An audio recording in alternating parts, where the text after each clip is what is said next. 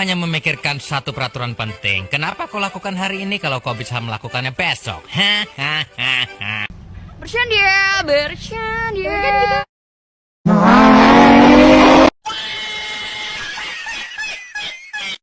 Anda ingin sukses? Anda ingin maju? Anda ingin berhasil? Ya, jangan menyerah. Tekun, giat, semangat. Oh, hi. Nggak kenal maka tak sayang, sudah kenal kok menghilang. Just kidding, forever, underpass, fly off. Oke, dah on nih. A few moments later.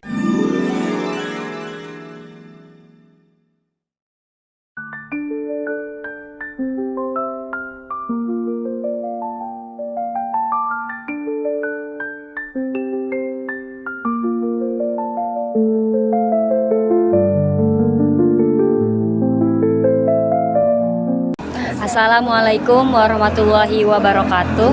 Kami dari kelompok 1, saya Ineza Citra Aulia dengan NIM 642314441.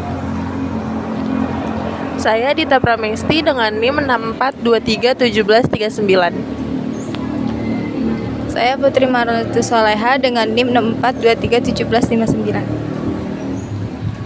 Di sini kami akan menjelaskan tugas mata kuliah manajemen keuangan tentang instrumen pasar modal dan perencanaan investasi di pasar modal. Terima kasih.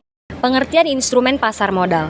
Instrumen pasar modal adalah perdagangan jual beli surat-surat berharga dalam bursa.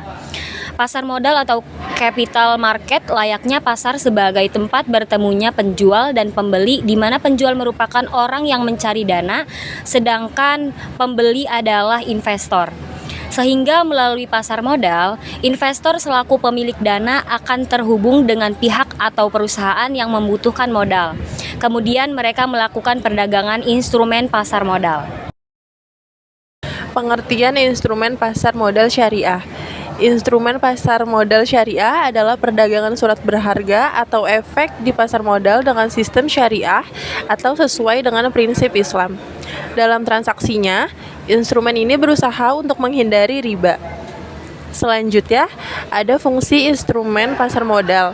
Berikut ini merupakan fungsi adanya instrumen pasar modal. Di antaranya, yang pertama, sebagai sarana perusahaan untuk memperoleh modal atau dana untuk mengembangkan usahanya. Yang kedua, sebagai tempat investasi bagi para investor. Yang ketiga, sebagai indikator utama bagi tren ekonomi suatu negara.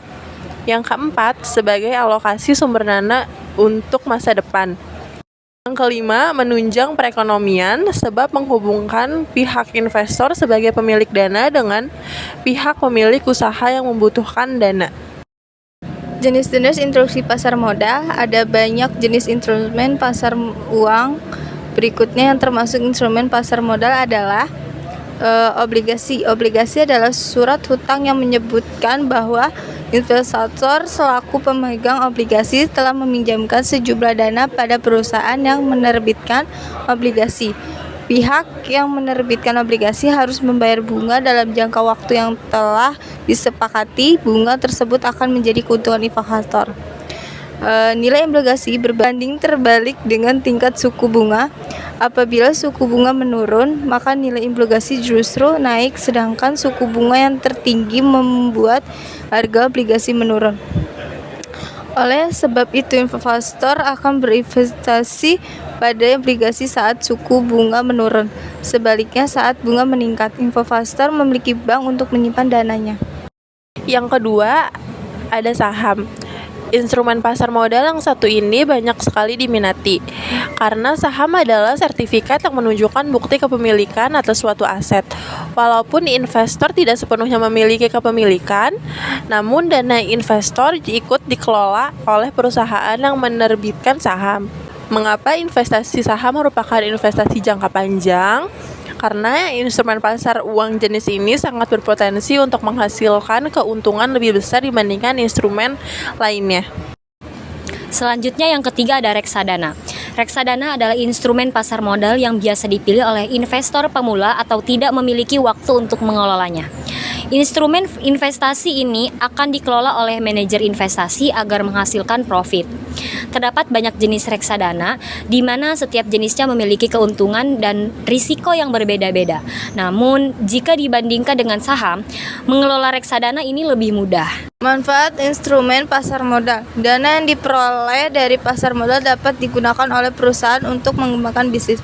Investor memperoleh keuntungan. Investor dapat berinvestasi dengan modal yang tidak terlalu besar. Dapat dijadikan alokasi dana oleh investor untuk kebutuhan di masa mendatang, seperti dana pensiun, dana pendidikan, dan dana sebagainya. Menambah sumber pendapat negara dari pajak.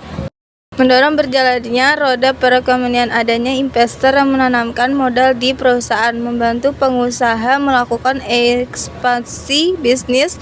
Semakin tumbuh besar perusahaan, maka tingkat kemajuan ekonomi negara semakin baik, menarik investor asing ke dalam negeri. Berikutnya ada perencanaan tentang investasi saham.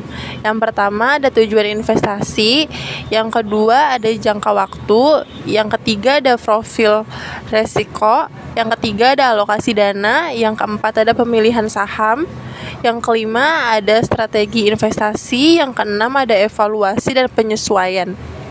Selanjutnya, perencanaan investasi reksadana.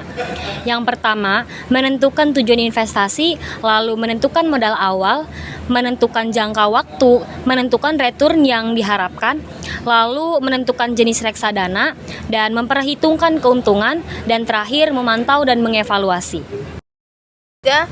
Perencanaan investasi obligasi. 1. Menentukan tujuan investasi. 2. Memilih jenis obligasi. Yang ketiga, menentukan jumlah investasi. Yang keempat, diversifikasi portfolio. Yang kelima, memantau dan meninjau kinerja investasi. Yang keenam, memahami resiko. Sekian presentasi dari kami, kurang lebihnya kami mohon maaf. Wassalamualaikum warahmatullahi wabarakatuh.